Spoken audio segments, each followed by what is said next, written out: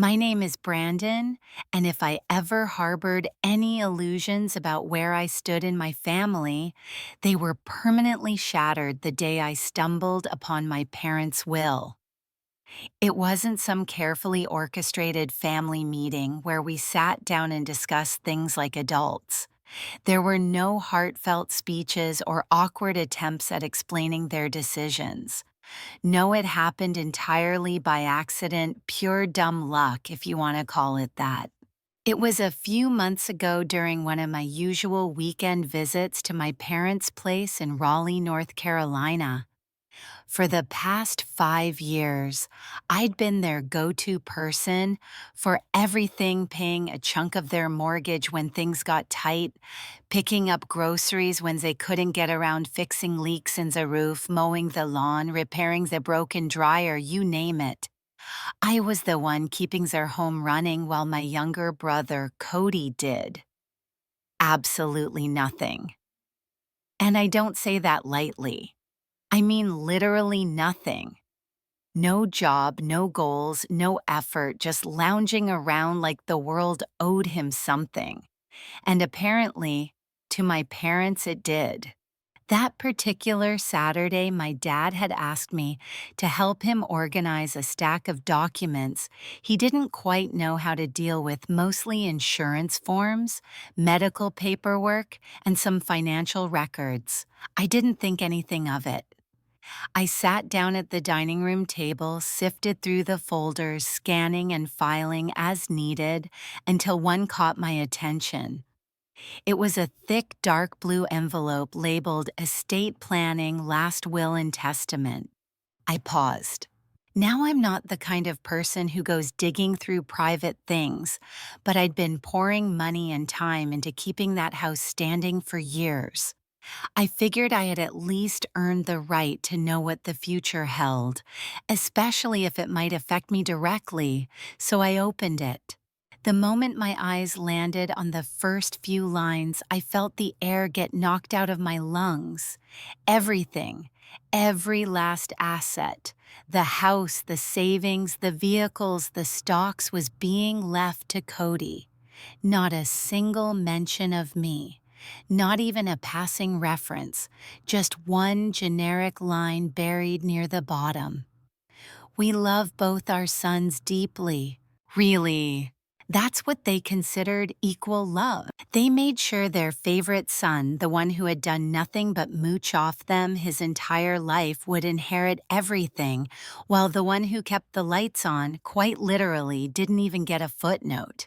And in that moment, sitting there with trembling hands and a nauseous pit in my stomach, I realized it was never about fairness. It was never about gratitude. It was about them choosing who mattered, and it wasn't me. I must have sat there for a good 10 minutes just staring at the document like it had personally betrayed me. My mind was racing, every memory of the past few years flashing through my head like scenes in a movie, one I hadn't realized I was starring in as the fool.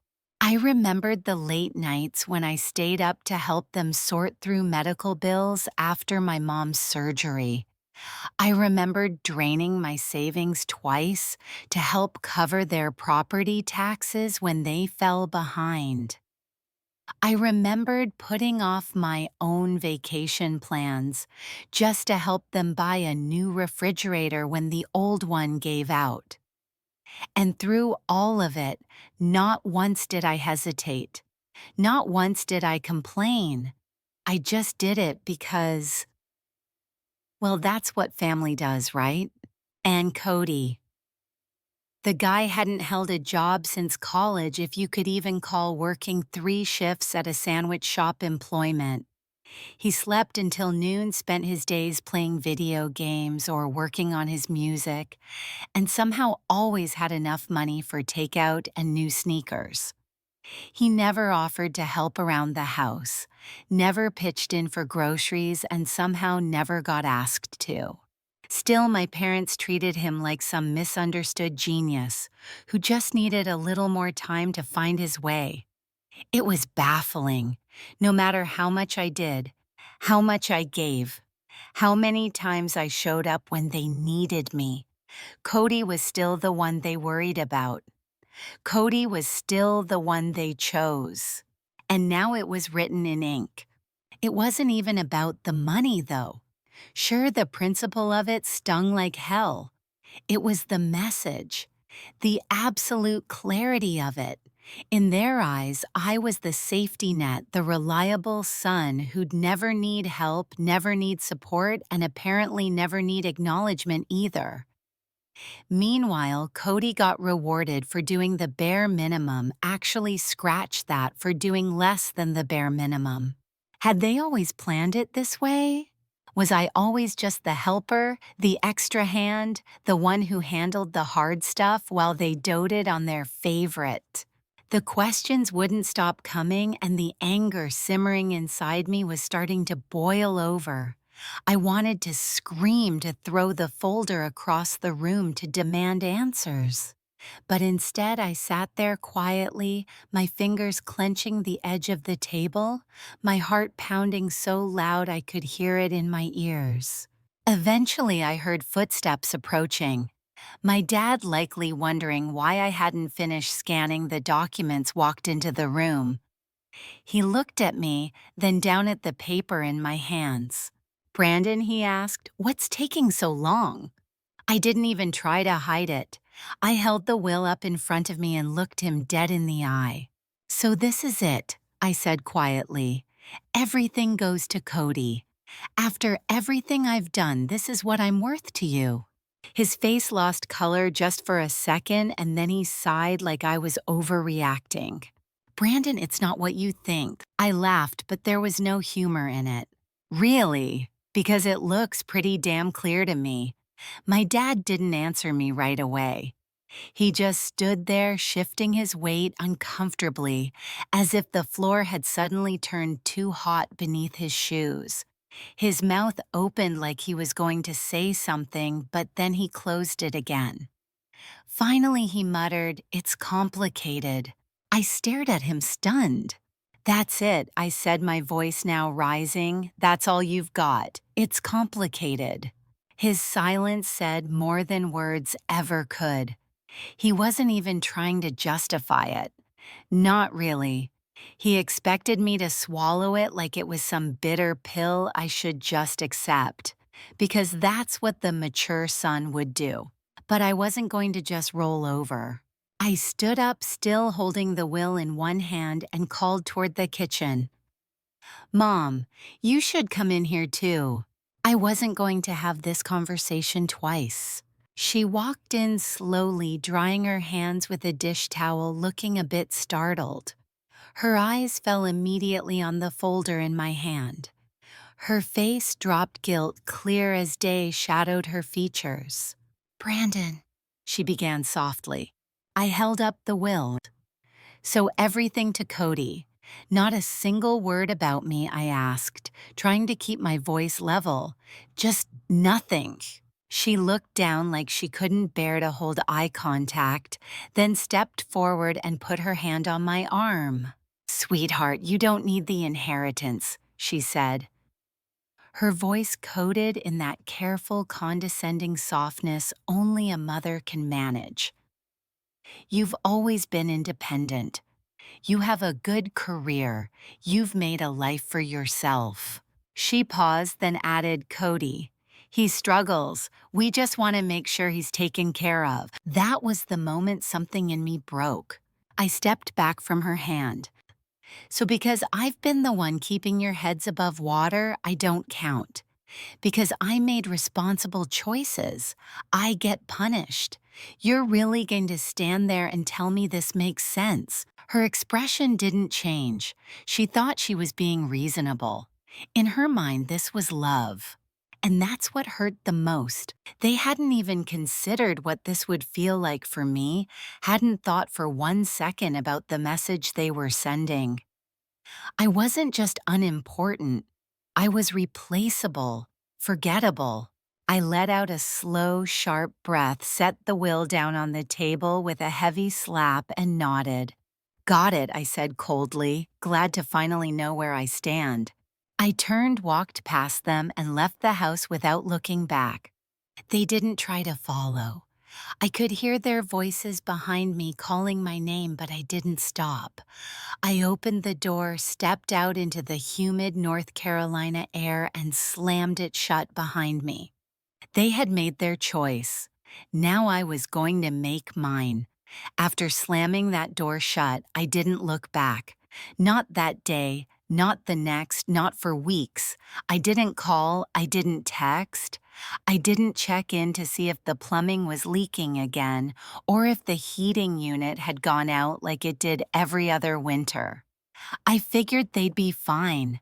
After all, they had made it clear Cody was the one they were counting on. So I left them to it. The first week was quiet. I imagine they thought I was sulking, that I just needed time to cool off before coming back with my tail between my legs. That had always been the dynamic, hadn't it? I'd be the dependable one, the reasonable one, the one who came back and fixed things. It was what they expected, but not this time. And that silence, it started to feel good, powerful even. For once, I wasn't the one rushing in to save the day. I was letting the mess unfold without lifting a finger. And that felt like freedom. Then about 2 weeks in, my phone buzzed, a text from my dad. Property taxes are due. No hi, no how are you? No acknowledgement of what had happened. Just those 4 words, cold transactional, like I was a line item on their budget spreadsheet. I stared at the screen for a good minute, almost laughing at how predictable it was. He wasn't even trying to mask it. They needed help, and as always, I was supposed to be the one who bailed them out. I typed a short reply. Pretty sure Cody's got it covered, seeing as the house is his and all. And I hit send. Exactly 5 minutes later, my mom called. I didn't pick up. Then came a text. Brandon, please don't be like this. We need to talk. Oh, now they wanted to talk. Now that bills were stacking up and their golden child wasn't stepping up. Now that their decision was actually costing them something. I waited a while, an hour maybe, before responding. There's nothing to talk about. You made your choice. Now you can live with it. I figured that'd be the end of it for the night. I'd drawn my line in the sand clear as day, but then Cody chimed in. Late that evening, a text from him popped up. Dude, why are you being so dramatic? It's not a big deal. Just help them out like you always do. I nearly dropped my phone laughing. Not a big deal. I'd been erased from the will, turned into a ghost in my own family's legacy, and I was overreacting. I replied, No, Cody, you're the favorite, now your turn to step up. He came back almost instantly. Oh my God, you're seriously mad about the will? Grow up, man, it's just money. I stared at the screen. Then you won't mind using some of that money to pay for the mortgage, right? Silence. And that silence, that was the most honest response he could have given. I didn't hear from Cody again that night. That moment of silence from him after being called out to actually do something for once in his life was honestly the most satisfying part of the day. But of course, the peace didn't last long. The next morning, my mom texted me again, and this time she wasn't trying to be gentle about it. Brandon, we're your parents. Family takes care of each other. We did everything for you growing up, and now you're abandoning us. Abandoning them. I had to pause and breathe slowly to keep myself from launching my phone across the room. I had spent years stepping in where they had failed, years paying their bills, driving across town after work to fix their plumbing, skipping holidays with friends, so I could be there when their power went out, or when Cody needed to be rescued from whatever nonsense he had gotten into.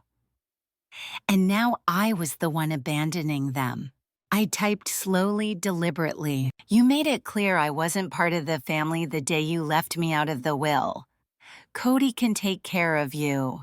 I could almost picture her face when she read it, mouth open in dramatic disbelief, eyes wide, maybe clutching her chest like she was in some daytime soap opera. That had always been her thing, emotional theatrics. But this time I wasn't buying it. A few minutes later, my dad chimed in again. We're not asking for much, just enough to cover the mortgage for a few more months until we figure things out. Don't be selfish. Selfish. That word hit me like a punch in the gut. After all the years I'd sacrificed my time, energy, and money, after all the times I showed up when no one else would, they dared to call me selfish now that I finally said no. I clenched my jaw, stared at the screen, and felt every fiber of my being resist the urge to explode.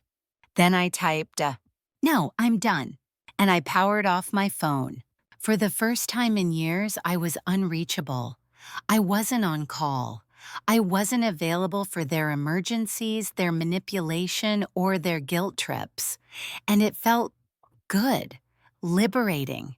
But the universe wasn't done testing me yet. The next morning, I woke up to a payment request from my mom. She had used a money transfer app and sent me a formal request like I was a stranger she was billing for $3,200. No message, no explanation, just a cold, soulless request for the exact amount they needed to cover their missed mortgage payment. I declined it immediately, no hesitation, and 5 minutes later the phone rang. Mom again. I didn't answer. A text followed, of course. "Brandon, I know you saw the request. Why did you decline it?" I stared at it for a moment, then replied, "Because it's not my responsibility. Ask Cody." That didn't stop her either. The next text came in fast. "We're going to lose the house if you don't help us." I paused, then replied, "Maybe you should have thought about that before deciding I didn't matter." I figured after that last message they'd finally get it, that they'd stop trying to reel me back in, that they'd accept the consequences of the choice they made. But of course, that was wishful thinking. Later that same night, Cody sent another text. "Dude, just send them the money already. You're making this a bigger deal than it is." My jaw clenched. The sheer entitlement radiating from his message was astounding. It was as if he couldn't comprehend why I was even upset in the first place. I replied, "You mean the same money you're inheriting? Why don't you use that?" His answer came fast. "You know I don't have that kind of cash right now." Right, of course he didn't. "Then you better figure it out, bro. They chose you." No response. And I went to bed feeling something I hadn't felt in years, peace. Real, uninterrupted peace. Like I'd broken free from chains I didn't even realize had been dragging me down all this time. But peace, as I was learning, doesn't last long when you're dealing with people who refuse to respect your boundaries. The next day while I was at work, my phone rang. It was the front desk of my apartment building in Charlotte. "Hi, Mr. Jennings, your parents are here," the woman said hesitantly. "They're downstairs asking to be let up. They said it's an emergency." I nearly dropped my phone. What I asked, stunned. "They said you weren't answering your calls and that they need to speak with you right away." I took a deep breath, pinching the bridge of my nose. "Please don't let them up. I'm not expecting visitors." She paused, sounding a bit unsure. "They're being kind of persistent." "I don't care," I said firmly. "They can leave." I hung up before she could say anything else. And not 2 seconds later, my phone buzzed with a text from my mom.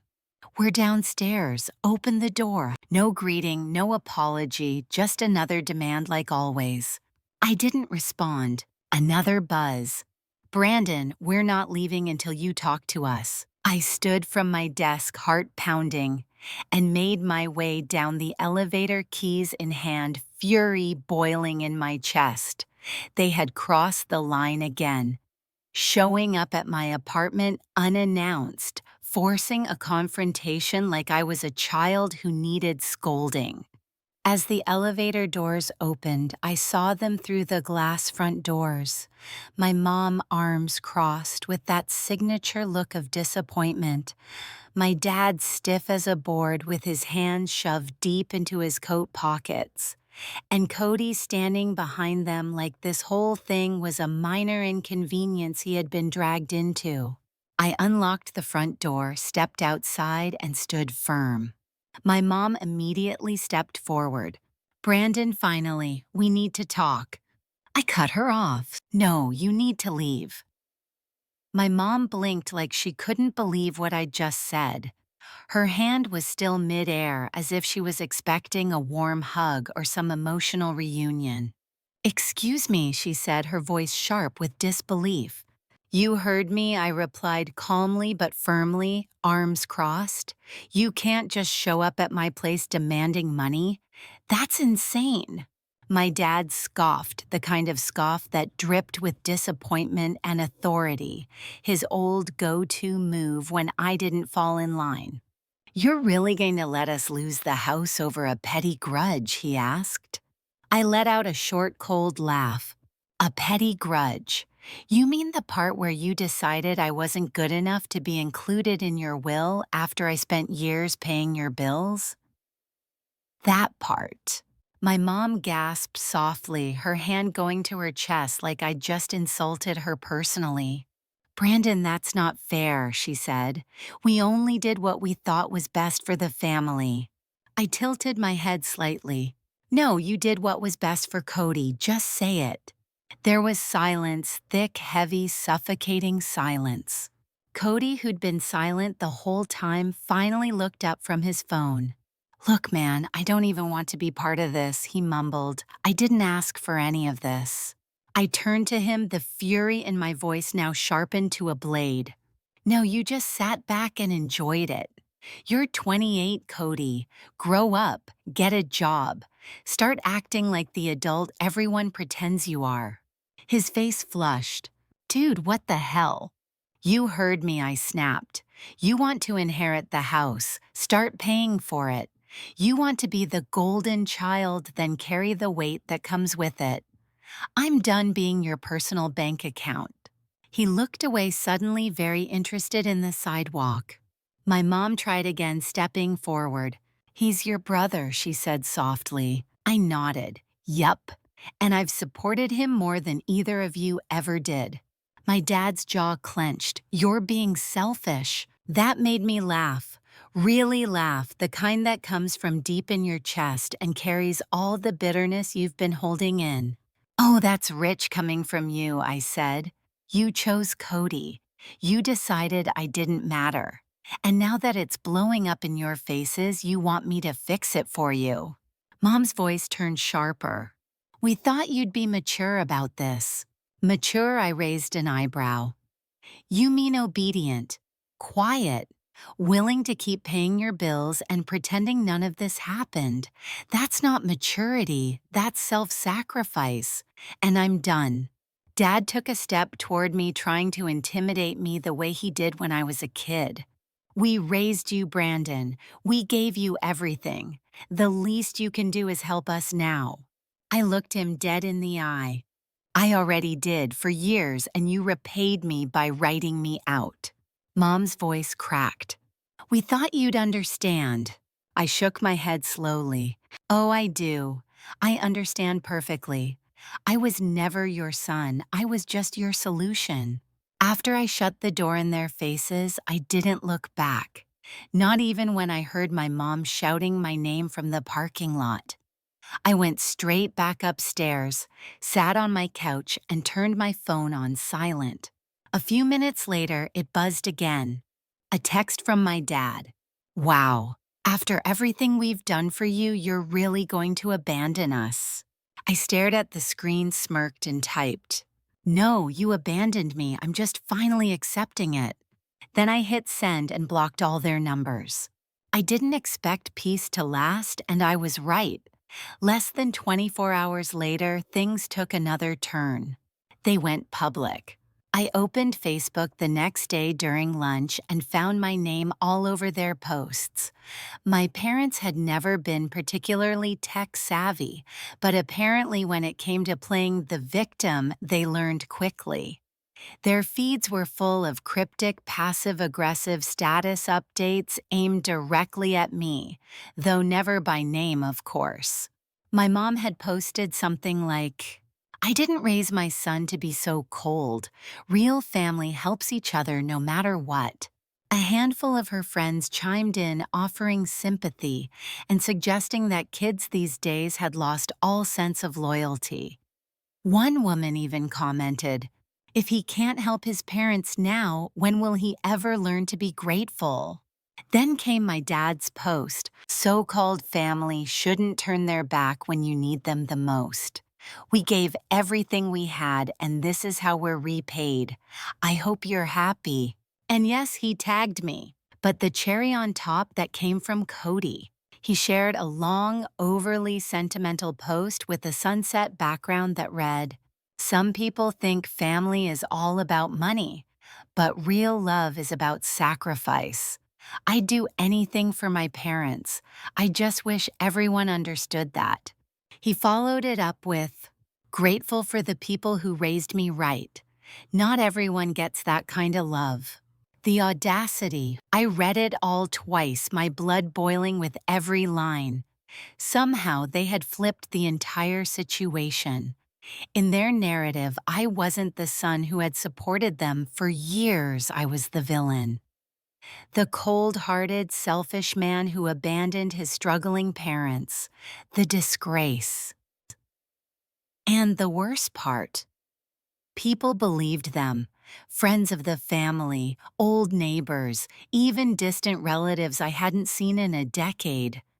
Comments rolled in full of judgment, all based on one side of the story. Indeed. For a few hours, I sat with it, angry, hurt, but mostly resolved. They wanted to shame me. Fine. I opened my laptop and logged into my own Facebook account, the one I barely used except to stay in touch with close friends. I sat down and wrote everything. Not out of spite, not to humiliate them, just to tell the truth. I hit post and closed the laptop. I wasn't trying to win anyone over. I just wanted to reclaim my story. And as soon as I did, the responses came flooding in. The reaction to my post was instant. Within an hour, my inbox was full. Not with hate, not with criticism, but with support. Friends I hadn't spoken to since college reached out. A couple of my cousins messaged privately, telling me they'd seen how things had played out for years, and that they were proud of me for finally standing up for myself. Even a few of my parents' friends, yes, their friends, liked the post quietly without commenting. It felt like someone had taken a weight off my chest that I didn't even realize I'd been carrying. For the first time in my life, I wasn't hiding behind forced politeness or fake smiles. I had said exactly what needed to be said, and it was out there, no more pretending. Of course, the silence didn't last long. Cody messaged me not even an hour after I posted. "You're a traitor. Airing out our family business like that, you have no respect." I didn't reply. Then my dad called. I didn't answer. Then came the voicemail. He was yelling, angry, frantic, full of fury. "You've ruined everything, Brandon. You'll regret this. You'll regret cutting us off. You'll regret turning your back on your family." But here's the truth, I didn't regret a thing. For the first time, I felt free. Free from being used. Free from the unspoken obligations. Free from the constant weight of guilt and pressure that came with being the responsible one. As the days passed, I started to feel lighter. Not in a dramatic, cinematic way, but in the kind of way where you wake up and realize you don't owe anyone your silence anymore. I started spending time with people who saw me. Really saw me, not for what I could do for them, but for who I was. I got back into photography, something I hadn't touched in years. I made weekend plans without having to worry whether I'd be needed to fix someone's busted water heater or cover someone's phone bill. And I smiled more genuinely. I knew my parents and Cody would keep playing the victims. I knew there'd be stories told at family reunions, maybe even more Facebook posts, but I didn't care. I wasn't part of that script anymore. They had made their choice when they left me out of their will. They chose who mattered, and I chose to walk away. I wasn't bitter, I was done. Done sacrificing, done justifying. Done being the person they only remembered when something broke or needed to be paid. So no, I don't feel guilty, I don't feel cruel, I feel alive. And from now on, I'm choosing people who choose me back. I'm choosing peace over performance, truth over pretense, respect over tradition. It's not about money. It never was. It's about knowing your worth and walking away the moment someone shows you they don't see it. That's not abandonment. That's survival. That's freedom. And I've earned every inch of it.